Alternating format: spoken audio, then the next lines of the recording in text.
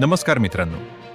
8व्या वेतन आयोगाच्या अंमलबजावणीची प्रक्रिया सुरू असताना शासकीय कर्मचाऱ्यांमध्ये फिटमेंट फॅक्टरबद्दल मोठी उत्सुकता आहे. 2.28, 2.57 की 3.00? कोणत्या फिटमेंट फॅक्टरमुळे लेव्हल 1च्या कर्मचाऱ्यांचा पगार सर्वाधिक वाढणार? याचे अचूक सांख्यिकीय विश्लेषण आज आपण पाहणार आहोत. त्याआधी व्हिडिओला लाईक व चॅनल फॉलो नक्की करा. सध्या 7व्या वेतन आयोगानुसार लेव्हल 1चे किमान मूळ वेतन 18,000 रुपये आहे. जर सरकारने 2.28 हा फिटमेंट फॅक्टर मंजूर केला तर नवीन मूळ वेतन थेट 41,040 रुपये होईल. परंतु जर 7व्या आयोगाप्रमाणेच 2.57 हा फॅक्टर कायम ठेवला तर मूळ वेतन थेट 46,260 रुपयांवर पोहोचेल.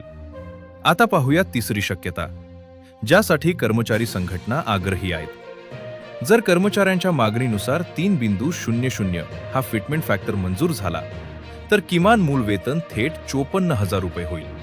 म्हणजेच 2.28च्या तुलनेत 3.00 फॅक्टरमुळे कर्मचाऱ्यांना दरमहा तब्बल 12,960 रुपयेचा अतिरिक्त फायदा मूळ वेतनात होईल. हा फरक केवळ मूळ वेतनाचा आहे. या वाढीव वेतनावर जेव्हा X, Y आणि Z श्रेणीनुसार नवीन घरभाडे भत्ता HRA आणि महागाई भत्ता DA लागू होईल तेव्हा हातात येणाऱ्या एकूण पगारात मोठी झेप पाहायला मिळेल. म्हणूनच फिटमेंट फॅक्टर जितका मोठा तितका कर्मचाऱ्यांचा फायदा अधिक असेल.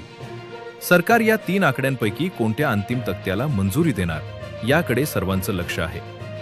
तुमच्या मते कोणता फिटमेंट फॅक्टर लागू व्हावा? कमेंट करून नक्की सांगा.